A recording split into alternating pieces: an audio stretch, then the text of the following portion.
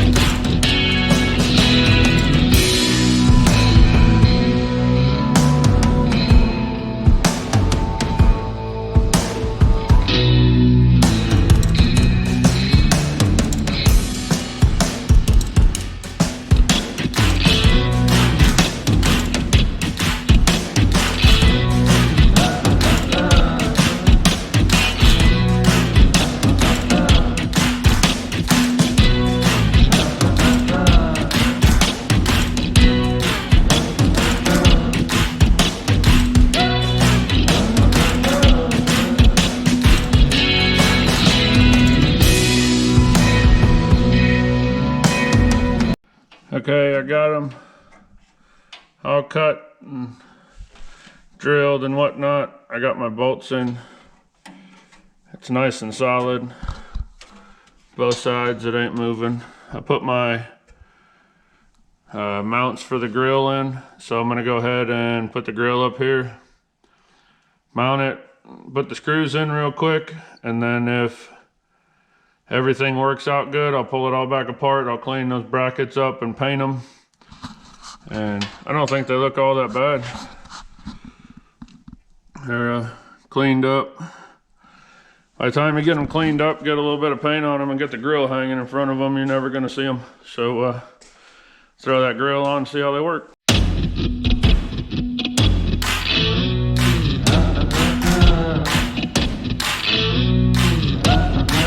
Okay, I got the brackets all cleaned up, got them painted, got them mounted on the truck, and I'm pretty happy with it. Honestly, if you just stand back and look, you can't even tell I did anything. So I'll show you guys why I was in there doing the brackets and waiting for paint to dry. I went ahead and installed and wired the horn and ran the wiring for the dryer for the AC. So it's all done. So once I put the grill on this time, it's on and it's not coming back off again. So there's the horn, got it mounted and wired.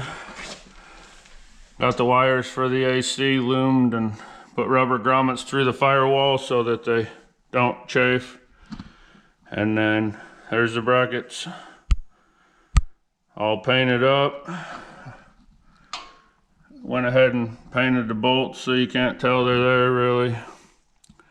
So just looking from the front through the grill, it's gonna all blend in. So I'm gonna go ahead and put the grill back on, and then that little project's done. We'll move on to the next thing.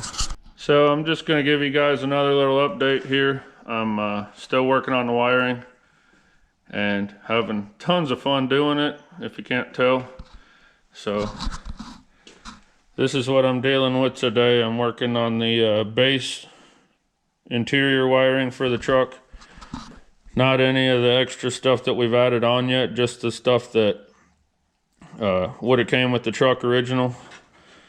So got these here, got some down there, got all these over here, all this mess over here.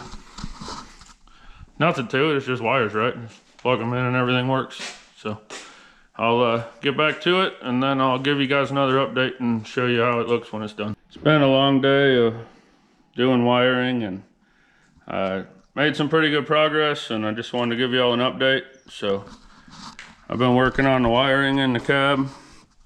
I've got everything inside the cab wired. Got the radio installed, got it wired up. All the wiring for the digital dash is wired up. Headlight switch is wired up. I got my wires for my windshield wiper switch. The vintage air is completely wired inside the cab. I still need to hook some stuff up to the battery, but I'm not going to do that yet. And these are the only wires I have left, and they are stuff that doesn't get used in this application. So the cab is completely done, and I'm pretty excited about it. So now I just have to run my ducting for my vents and put the interior together, and then the inside of the cab will be completely done. So I'm making good headway. I may have already mentioned this to you guys, I may not have, but we're gonna switch out all the heater hoses, radiator hoses, this thermostat housing, the chrome. So first thing in the morning, I'm getting ready to go home for today, but first thing in the morning, I'm gonna take a break from wiring just to take a break from it. I've been doing it straight for a day and a half, and we're gonna put on these heater hoses and these radiator hoses and this thermostat housing. And we've got a billet overflow tank that the guy that owns the truck bought, so we're gonna go ahead and put that on too. So we'll do that stuff in the morning. and see what happens next.